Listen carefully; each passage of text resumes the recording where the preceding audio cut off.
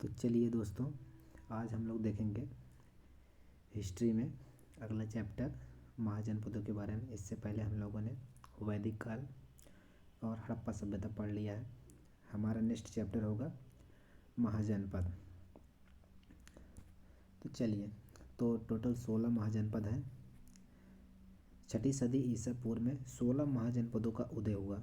इन जनपदों की सूची को उल्लेख बौद्ध धर्म के अंगुत्तर निकाय और जैन धर्म का एक ग्रंथ है भगवती सूत्र। और जैन धर्म के भगवती सूत्र और बौद्ध धर्म के अंगुत्तर निकाय में 16 महाजनपदों की जानकारी मिलती है। हम अंगुत्तर निकाय में दिए गए जो महाजनपदों की सूची है उसी का अध्ययन करते हैं। तो देखेंगे हम लोग कि कौन कौन से महाजनपद हैं और उनकी राजधानी क्या थी। वह महाजनपद जो वर्तमान भारत का क्षेत्र है उसके किस राज्य में और किस स्थान पर स्थित थे वो भी देखेंगे।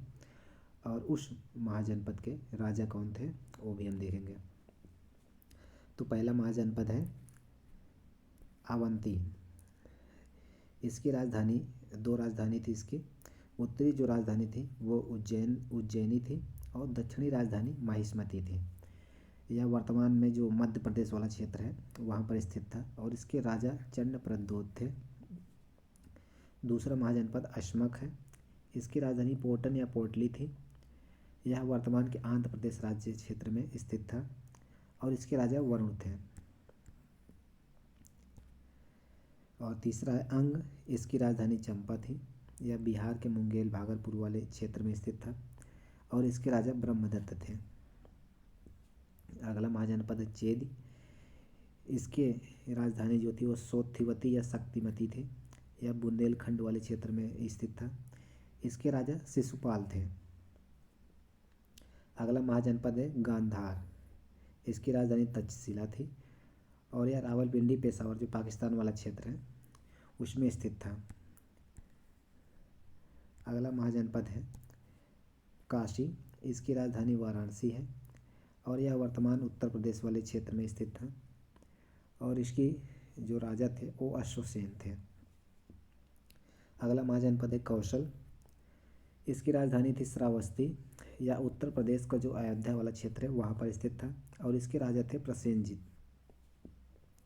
अगला महाजनपद है कंबोज। इसकी राजधानी थी हाटक या राज्यपुर। इसकी जो लोकेशन है वह वर्तमान के जो कश्मीर रावलपिंडी वाला क्षेत्र वहाँ पर थी और इसके राजा थे चंद्रवर्धन। अगला महाजनपद है कुरु। इसका जो राजधानी है वो इंद्रप्रस्थ नगर या मेरठ दिल्ली और थानेसर वाला जो क्षेत्र है वर्तमान में वहाँ पर स्थित था। अगला महाजनपद है जो सबसे महत्वपूर्ण है मगध। इसकी राजधानी गिरिव्रज या राजगिरी थी। गिरिव्रज या राजगिरी कहते हैं और यह वर्तमान में जो पटना बिहार वाला क्षेत्र है वहाँ पर स्थित था और इसके राजा बिम्बिसार थे। आगे देखेंगे ये राजा जो बिम्बिसार थे ये हर्यक वंश से संबंधित हैं। आगे पढ़ेंगे जब हर्यक वंश पढ़ेंगे तो। अगला महाजनपद है मल्ल। इसकी जो दक्षिणी राजधानी थी वो थी पावा और जो उत्तरी राजधानी थी वह कुशीनगर थी। यह वर्तमान राज्य क्षेत्र देवरिया जो यूपी में है वहाँ पर स्थित था और यह एक संघ शासित जो महाजनपद था वो था।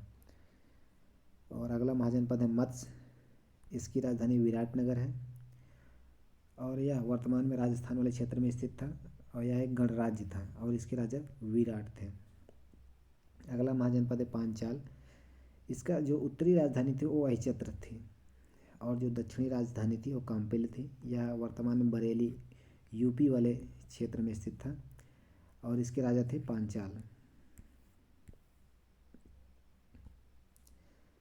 अगला महाजनपद है सूरसेन। ये मथुरा इसकी राजधानी थी। यह जो मथुरा वाला क्षेत्र था वहीं पर स्थित था।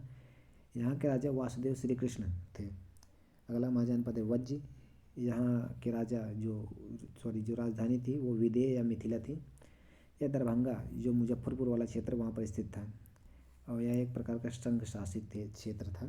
अगला महाजनपद है वत्स। वत्स की जो राजधानी थी वो कौशाम्बी थी। यह प्रयागराज वाले क्षेत्र में स्थित था और इसके जो राजा थे वो उदयन थे। उदयन भी हर्यक वंश से संबंधित थे। आगे पढ़ेंगे जब अब हम देखते हैं कि यूपी में कुल कितने महाजनपद स्थित थे। तो यूपी में कुल 16 महाजनपदों में से कुल 8 महाजनपद थे जो यूपी में स्थित थे। तो देखेंगे कौन कौन से। एक चेदी था, कौशल था, काशी था, कुर था, पांचाल था, शूरसेन था, मथुरा था और मल्ल था। और देखें गणतंत्रात्मक महाजनपद कितने थे। तो गणतंत्रात्मक 2 महाजनपद थे, एक वज्ज था और दूसरा मल्ल था। आगे देखेंगे हम साम्राज्यवादी महाजनपद कितने थे। तो अगर साम्राज्यवादी महाजनपद देखेंगे तो मात्र एक महाजनपद था जो मगध था। अगर शक्तिशाली महाजनपद के बारे में बात करें तो यह अवंती, कौशल और मगध और वज्ज, ये 4 महाजनपदों को शक्तिशाली महाजनपद माना जाता है। वज्ज हो गया, मगध हो गया, कौशल हो गया और अवंती। लेकिन जो मगध महाजनपद था वह साम्राज्यवादी महाजनपद था। अब हम देखेंगे मगध साम्राज्य के बारे में जो सबसे इम्पोर्टेंट है। मगध साम्राज्य, इसके संस्थापक बिम्बिसार थे और ये राजधानी इसकी राजगिरी या गिरिव्रज है, ऊपर देख चुके हैं हम।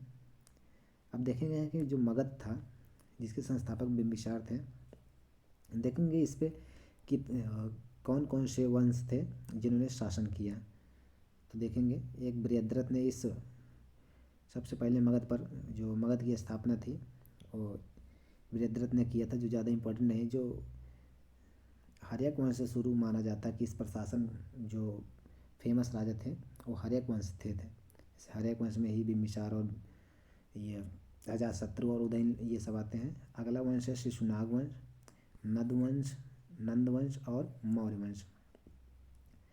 तो इस पर कितने मुख्यतः 4 जो मेन शासक थे, जो वंश थे, जिसे एक हर्यक वंश हो गया और दूसरा शिशुनाग वंश और तीसरा नंदवंश और चौथा मौर्य वंश। आगे देखेंगे हम।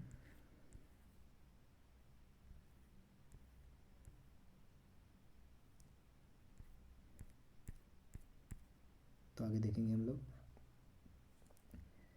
पैरा जो ये बृहद्रथ थे, ये संस्थापक थे मगध साम्राज्य के, पर माना जाता है हर्यक वंश थे। जब से ये राजाओं ने इस पर शासन करना शुरू किया तो हर्यक वंश पहला था, दूसरा शिशुनाग वंश था, तीसरा नंदवंश, चौथा मौर्य वंश। तो हर्यक वंश जो था वो 544 से 412 ईस्वी पूर्व तक शासन किया। और हर्यक वंश के संस्थापक बिम्बिसार ही थे। बिंदुसार आगे देखेंगे जो मौर्य काल में आएगा, जो अशोक के पिता थे वो बिंदुसार थे। और यहाँ पर बिम्बिसार है जो हर्यक वंश के संस्थापक थे। आगे आता है शिशुनाग वंश जो 412 से 344 ईस्वी पूर्व तक, यहाँ BC आप लोग लिख दीजिएगा, पीछे आ रहा है, यानी 412 में से 340 यानी पीछे आ रहा है तो BC ही होगा। इसके संस्थापक शिशुनाग ही थे। नंदवंश, जो नंदवंश है ये 344 से 322 ईस्वी तक, 322 ईस्वी पूर्व तक शासन रहा नंदवंश का। इसके संस्थापक महापद्मनंद थे। और आगे देखेंगे अंतिम शासक घनानंद थे, जिसको मारकर मौर्य वंश जो चंद्रगुप्त मौर्य थे उन्होंने मौर्य वंश की स्थापना की थी। तो मौर्य वंश 322 से 184 ईस्वी तक चला और इसके संस्थापक चंद्रगुप्त मौर्य थे, जो कौटिल्य की सहायता से मौर्य वंश की स्थापना किए थे।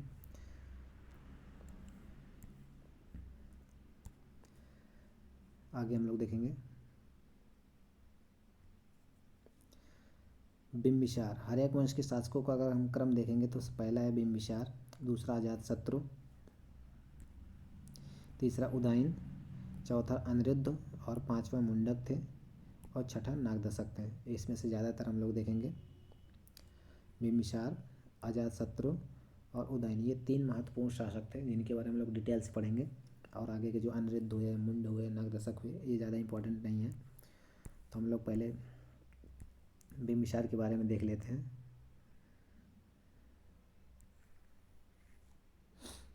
बिम्बिसार को पुराणों में श्रोणिक कहा गया है, ये इंपॉर्टेंट है कि बिम्बिसार को पुराणों में क्या कहा गया है। तो बिम्बिसार को पुराणों में श्रोणिक कहा गया है और श्रोणिक का शाब्दिक अर्थ होता है कि अस्थाई सेना रखने वाला। बिम्बिसार को पुराणों में श्रोणिक कहा गया है। श्रोणिक का अर्थ होता है कि जो अस्थाई सेना रखता है उसे श्रोणिक कहा जाता है। बिम्बिसार हर्यक वंश का संस्थापक एवं प्रथम शासक था। उसने अंग महाजनपद के राजा ब्रह्मदत्त को पराजित करके, जो अंग महाजनपद था उसके राजा थे ब्रह्मदत्त को पराजित करके चंपा पर अधिकार कर लिया और राजगिरी को अपनी राजधानी बनाया। कौशल के राजा प्रसेनजीत को, कौशल के राजा जो थे प्रसेनजीत, उनकी बहन थी महाकोशला, उनकी बहन थी महाकोशला। उसने महाकोशला से विवाह करके काशी के कुछ गांवों को दहेज के रूप में प्राप्त कर लिया था और जो गांव थे उनसे प्रतिवर्ष 1 लाख रुपए की आय होती थी। जो बिम्बिसार था और कौशल राजा प्रसेनजीत की बहन जो महाकोशला थी उनसे विवाह कर लिया था। इस कारण उसे काशी के कुछ गांव दहेज में मिल गए थे, जिससे प्रतिवर्ष 1 लाख रुपए की आय होती थी। और एक लिच्छवी गणराज्य जो था उसके शासक की पुत्री थी चेटक। जो लिच्छवी गणराज्य के शासक चेटक थे उनकी पुत्री का नाम चेलना था। उनसे इसने विवाह किया था। इसी क्रम में मध्य प्रदेश की राजकुमारी क्षेमा या खेमा से विवाह करके अपने साम्राज्य का विस्तार किया। पुराणों के अनुसार कहा जाता है कि बिम्बिसार की 500 रानियां थीं। बिम्बिसार क्षेमा के साथ महात्मा गौतम बुद्ध से बौद्ध धर्म की शिक्षा ग्रहण किए थे। जो बिम्बिसार थे वो क्षेमा या खेमा के साथ, अपनी पत्नी के साथ गौतम बुद्ध से बौद्ध धर्म की शिक्षा ग्रहण किए थे और उनको दक्षिणा के बदले राजगिरी का वेणुवन विहार, जो राजगिरी में एक वेणुवन विहार था, उसको दान में दे दिए थे बौद्धों को। बिम्बिसार के दरबार में प्रमुख चिकित्सक जीवक रहता था। वह राजगिरी का प्रसिद्ध गणिका जो सालवती थी, उनका पुत्र। सालवती ने लोक लज्जा की डर से जीवक को बचपन में ही, जो बिम्बिसार का दरबार था वहाँ पर फेंक आई थी। तो बिम्बिसार का पुत्र था राजकुमार अभय। जो बिम्बिसार का पुत्र था राजकुमार अभय ने जीवक का पालन पोषण किया और उसे तक्षशिला विश्वविद्यालय में अध्ययन करने के लिए भेज दिया था। बिम्बिसार ने अवंती के राजा चंद्रप्रद्योत के पांडुरोग से, जो बिम्बिसार थे अवंती के राजा चंद्रप्रद्योत के पांडुरोग के उपचार के लिए अपने चिकित्सक जीवक जो थे उनको भेजा था और जीवक ने उनके पांडुरोग का इलाज कर दिया, जिससे बिम्बिसार का अवंती राज्य से भी संबंध अच्छा हो गया था।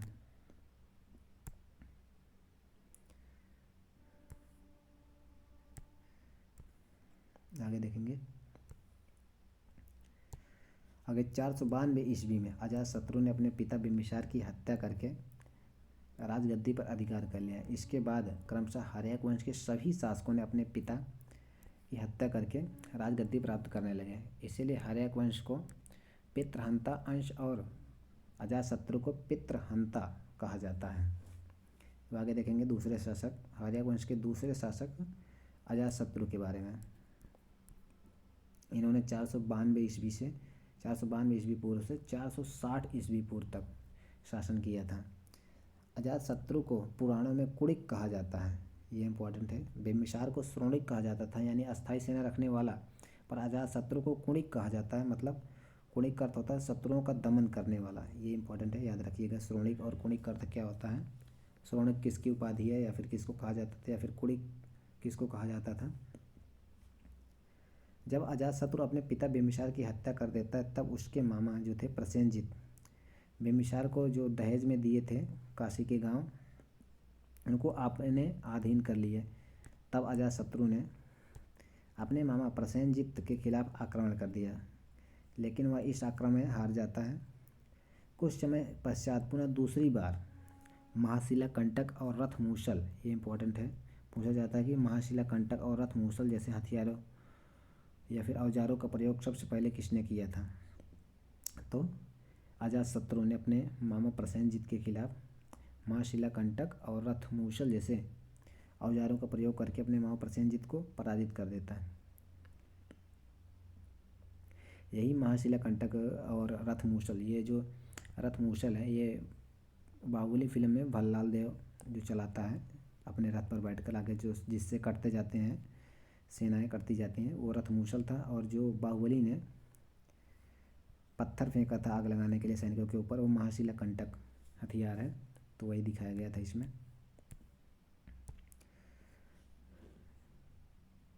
प्रसेनजीत पराजित होने के बाद अपनी पुत्री, उसकी पुत्री, प्रसेनजीत की पुत्री थी वजीरा, का विवाह भी अजातशत्रु से करवा दिया था और पूरा का पूरा काशी दहेज में दे दिया था। तो इस प्रकार कहा जाता है कि अजातशत्रु जो था वो साम्राज्यवादी शासक था। अजातशत्रु प्रारंभ में बौद्ध धर्म का विरोधी था, किंतु कुछ समय बाद बौद्ध धर्म और जैन धर्म दोनों को प्रश्रय दिया था। अजातशत्रु ने ही प्रथम बौद्ध संगीति का आयोजन करवाया था। इसी के कार्यकाल में महात्मा बुद्ध को महापरिनिर्वाण की प्राप्ति हुई थी। अजातशत्रु ने गंगा और सोन नदियों के बीच के भूभाग के सामरिक युद्ध की दृष्टि से, जो अजातशत्रु जो था वो गंगा और सोन नदियों के बीच का जो भूभाग है को सामरिक युद्ध की दृष्टि से महत्वपूर्ण समझा और यहीं पर पाटलिपुत्र की नींव डाली। गंगा और सोन नदियों के बीच ही पाटलिपुत्र की नींव डाला। अब अगला हम शासक देखते हैं, हर्यक वंश का तीसरा प्रमुख शासक देखेंगे हम लोग। तीसरा प्रमुख शासक था वो उदयन था। इसने 460 से 454 ईस्वी पूर्व तक शासन किया था। उदयन अपने पिता अजातशत्रु की हत्या करके राजगद्दी को प्राप्त कर लिया था। उदयन ने पाटलिपुत्र नगर को बसाया और उसे अपनी राजधानी बनाया था। हर्यक वंश को सबसे अंतिम शासक जो था वो नागदशक था। जो हर्यक वंश का सबसे अंतिम शासक था वो नागदशक था। और हर्यक वंश की स्थापना किसने की थी? तो वो बिंबिसार ने की थी।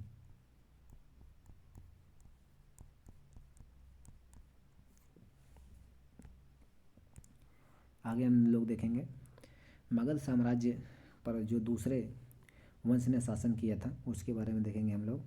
तो दूसरा वंश कौन सा था? शिशुनाग वंश। ये भी इम्पोर्टेंट है, जो 412 से 344 ईस्वी पूर्व तक शासन किया था। शिशुनाग वंश जो था उसकी स्थापना शिशुनाग ने की थी। जो शिशुनाग था वो पहले काशी या वाराणसी जो बनारस है वहाँ का राज्यपाल था। मगध की जनता ने उसे मगध बुलाकर शासक नियुक्त कर दिया था और 412 ईस्वी पूर्व हर्यक वंश का अंतिम शासक नागदशक को गद्दी से उतार कर शिशुनाग वंश की नींव डाला। शिशुनाग ने अवंती पर अधिकार करके उसे मगध में मिला लिया था। कहा जाता है कि शिशुनाग ने अवंती पर अधिकार करके उसे मगध साम्राज्य में मिला लिया था और वैशाली पर भी अधिकार करके उसे अपनी राजधानी बनाया था। तो इसने अवंती को अपने अधिकार में ले लिया था और वैशाली को अपनी राजधानी बनाया था। शिशुनाग का उत्तराधिकारी कालाशोक हुआ। कालाशोक को काकवर्ण ये पूछा जाता है, कालाशोक काकवर्ण किसे कहा जाता था? तो शिशुनाग वंश का जो संस्थापक शिशुनाग था उसका पुत्र कालाशोक था, उसी को काकवर्ण कहा जाता था। काकवर्ण का शाब्दिक अर्थ है कौवे के समान।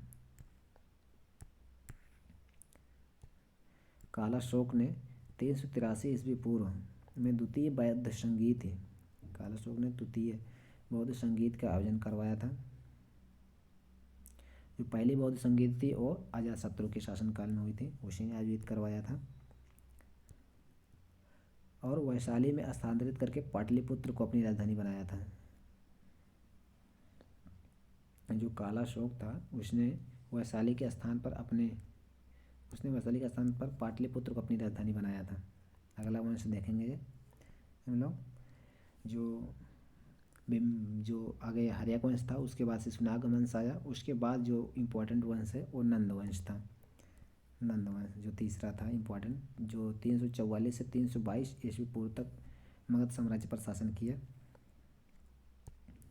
नंद वंश का संस्थापक महापद्मनंद था।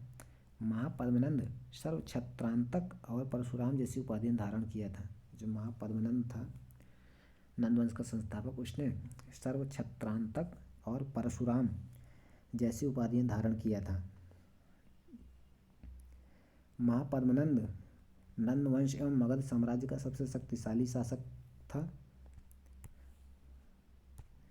कलिंग के राजा खारवेल ने अपने हाथी गुम्फा अभिलेख में उल्लेख किया है कि महापद्मनंद द्वारा कलिंग में बनवाई गई नहरों का विस्तार मैंने तोसली तक करवाया था। कलिंग के राजा जो खारवेल थे उसने अपने हाथी गुम्फा अभिलेख में उल्लेख किया है कि महापद्मनंद द्वारा कलिंग में बनवाई गई नहरों का विस्तार मैंने तोसली तक किया था। अगला नंद वंश का अंतिम शासक जो था घनानंद था, उसके बारे में देखेंगे। घनानंद नंद वंश और पूरे मगध साम्राज्य का अंतिम शासक था। सिकंदर के आक्रमण के समय भारतीय नरेश घनानंद था। जब सिकंदर का आक्रमण हुआ था तब उस समय भारतीय राजा जो था वो घनानंद था। घनानंद अपनी प्रजा से बहुत अधिक मात्रा में कर वसूला करता था, इसीलिए इसकी प्रजा इससे बहुत परेशान थी। 322 ईस्वी पूर्व में चंद्रगुप्त मौर्य ने कौटिल्य के सुझाव पर प्रवर्तक नामक राजा के सहयोग से घनानंद की हत्या करके मौर्य वंश की नींव डाली। तो कहा जाता है कि 322 ईस्वी में चंद्रगुप्त मौर्य ने कौटिल्य की सहायता से प्रवर्तक नामक राजा के सहयोग से घनानंद की हत्या करके मौर्य वंश की नींव डाला था। तो ये हो गया पूरे मगध साम्राज्य पर किन राजाओं ने शासन किया। इसके बाद के जो राजा थे अनिरुद्धमुंड और नागदशक, वो इम्पोर्टेंट नहीं है ज़्यादा, तो हम देखेंगे। जब इससे पहले हम लोगों ने देखा कि जो घनानंद था उसी के शासनकाल में सिकंदर ने आक्रमण किया था, तो हम लोग देखेंगे जो प्राचीन भारत पर विदेशियों का आक्रमण। प्राचीन भारत पर हम लोग विदेशियों का आक्रमण देखेंगे।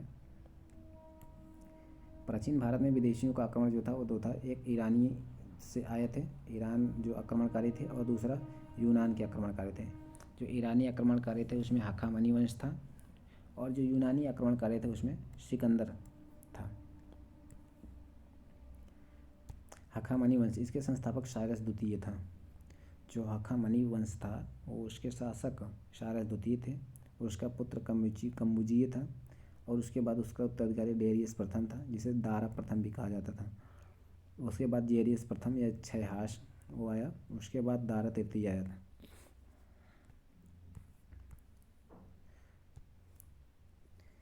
ईरान में 544 ईस्वी पूर्व से साइरस द्वितीय ने हखामनी वंश की नींव डाला। ईरान में 544 ईसा पूर्व में साइरस द्वितीय ने हखामनी वंश की नींव डाला। साइरस द्वितीय भारत पर कई बार आक्रमण किया, लेकिन एक भी बार सफल नहीं हुआ। उसका उत्तराधिकारी कम्बुजीय हुआ, जो अपने गृह युद्धों में ही व्यस्त रहा। दारा प्रथम, उसके बाद जो आता है दारा प्रथम, 519 से 517 ईस्वी पूर्व भारत पर आक्रमण करके सिंध, राजौरी और तक्षशिला पर अधिकार कर लिया।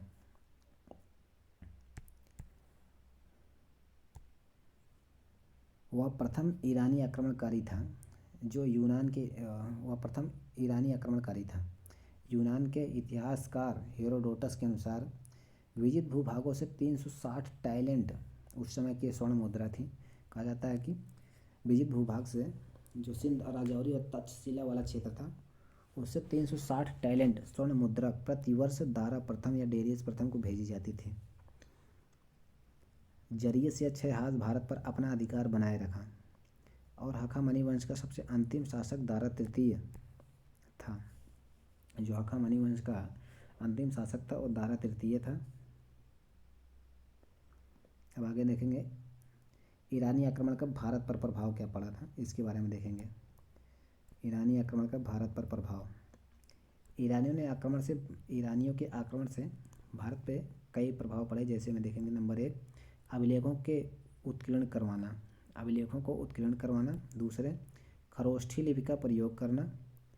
तीसरा, राज्याभिषेक के अवसर पर केश मुंडन की परंपरा या ईरानियों से सीखी थी भारत ने। और चौथा देखेंगे समुद्री मार्गों द्वारा व्यापार करना इत्यादि क्षेत्रों में भारतीय लोग प्रभावित हुए थे। ये जो समुद्री मार्गों द्वारा व्यापार करना, ये सब मौर्य काल में भी देखा गया इसका प्रभाव। जो ईरानियों ने डेरिक नामक स्वर्ण मुद्रा और सिंगलोई नामक चांदी की मुद्रा का प्रचलन किया, तो पूछा जाता है कि भारत में ईरानियों ने डेरिक नामक स्वर्ण मुद्रा और सिंगलोई नामक चांदी की मुद्रा का प्रचलन किए थे। सिंगलोई मुद्रा की अधिकता मांग रही है। अब आगे देखेंगे यूनानी आक्रमणकारी। जो यूनानी आक्रमणकारी थे या मकदूनियाई आक्रमणकारी इन्हें कहा जाता है, इसमें प्रमुख था सिकंदर 336 से 323 ईसा पूर्व शासन किया था।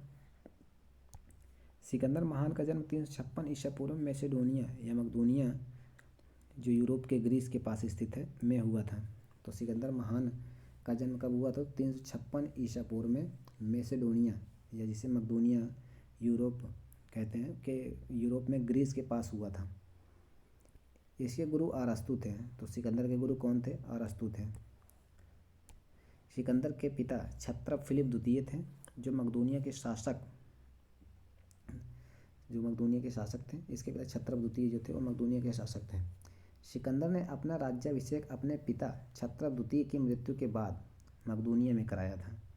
जब सिकंदर के पिता की मृत्यु हो गई मकदूनिया में, तो उसने वहीं पर अपना जो राज्याभिषेक करवाया। आगे, यूनान, अफ्रीका, मध्य एशिया के क्षेत्रों को विजित करता हुआ हखामनी वंश के अंतिम शासक दारा तृतीय को 329 ईसा पूर्व में पराजित करके हखामनी वंश के क्षेत्रों पर अधिकार करने 329 ईस्वी में पराजित करके हखामनी वंश के क्षेत्रों पर अधिकार करने के पश्चात थल मार्ग द्वारा खैबर दर्रे, पूछा जाता है कि सिकंदर कहाँ से आया, तो थल मार्ग द्वारा खैबर दर्रे के माध्यम से 326 ईसा पूर्व तक्षशिला पहुँचा। 326 ईसा पूर्व में तक्षशिला पहुँचा था। तक्षशिला के शासक आम्भी थे, ये इंपॉर्टेंट है। तक्षशिला के शासक आम्भी थे, जिसने सिकंदर का स्वागत किया और सहयोग करने का वादा किया। इसीलिए आम्भी को भारत का पहला देशद्रोही कहा जाता है, क्योंकि इसी ने ही सिकंदर का स्वागत किया था। इसी समय तक्षशिला में सिकंदर की मुलाकात चंद्रगुप्त मौर्य से हुई थी।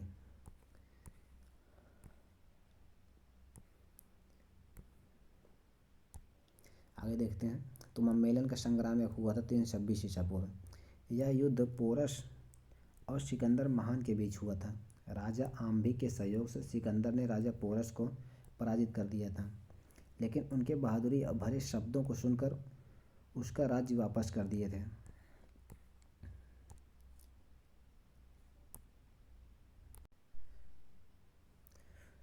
जब पोरस हार गए थे तो सिकंदर ने उनसे पूछा था कि बताइए आपके साथ कैसा व्यवहार किया जाए। तो पोरस ने जवाब के रूप में उत्तर दिया था कि एक राजा की तरह व्यवहार किया जाए।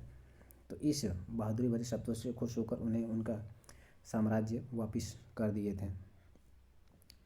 जो ये युद्ध हुआ था यह झेलम नदी के तट पर लड़ा गया था, इसीलिए इसे वितस्ता का युद्ध भी कहा जाता है। झेलम या वितस्ता का युद्ध, इसी को हाइड स्पीच का युद्ध भी कहा जाता है। इस युद्ध के बाद सिकंदर की सेना ब्यास नदी को पार करने से मना कर दी, अतः सिकंदर वापस अपने मुल्क लौट गया। वापस जाते समय सिकंदर ने 3 नगरों की स्थापना की थी। जब सिकंदर यहाँ से जाने लगा था अपने देश, तो उसने 3 नगरों की स्थापना किया था। पहला विजयनगर, जिसे निकाया नगर भी कहा जाता था, या जहाँ पर युद्ध जीता था वो वाला क्षेत्र था, वहाँ पर विजयनगर या निकाया नगर की स्थापना किया था। दूसरा अपने घोड़े के नाम पर बुकाफेला नगर, इसका स्थापना किया था, जो झेलम नदी के दूसरे छोर पर स्थित था। और तीसरा सिकंदरिया नगर, यह अफगानिस्तान में अब इसे कांधार के नाम से जाना जाता है। जो सिकंदरिया नगर था इसे कांधार के नाम से जाना जाता है वर्तमान में। तो 3 शहर, विजयनगर, बुकाफेला नगर या बौकेफला नगर, या तीसरा है सिकंदरिया नगर। तो 3 नगरों की स्थापना किए थे सिकंदर ने। 326 ईसा पूर्व में सेनापति निर्याकस के साथ सिकंदर जेड्रोसिया के रास्ते वापस चला गया और 323 ईस्वी पूर्व में इराक की राजधानी बगदाद में स्थित बेबीलोनिया में सिकंदर की मृत्यु हो गई थी। तो 326 ईस्वी में सेनापति निर्याकस के साथ सिकंदर जेड्रोसिया के रास्ते वापस अपने देश चला गया और 323 ईस्वी पूर्व इराक की राजधानी जो बगदाद है वहाँ पर स्थित बेबीलोनिया या बेबीलोन में सिकंदर की मृत्यु हो गई। 323 ईसा पूर्व में सिकंदर महान को अफ्रीका महाद्वीप में दफनाया गया। सिकंदर महान एक कुशल सेनापति था, किंतु योग्य प्रशासक नहीं था। कहा जाता है कि सिकंदर महान एक कुशल सेनापति था, किंतु योग्य प्रशासक नहीं था। अब हम लोग देखेंगे यूनानी आक्रमण के भारत पर क्या प्रभाव पड़े, इसके बारे में देखेंगे। तो यूनानियों के आक्रमण से भारत के विभिन्न क्षेत्रों पर कौन कौन से प्रभाव पड़े उसके बारे में देखेंगे। यूनानियों ने गांधार कला को जन्म दिया और यूनानियों ने उलूक शैली के सिक्के चलवाए थे। यूनानी ने गांधार कला को जन्म दिया, नंबर 1। और नंबर 2, उलूक शैली के सिक्के चलवाए। और नंबर 3, समुद्री मार्गों द्वारा यूनान का व्यापार आरंभ हुआ।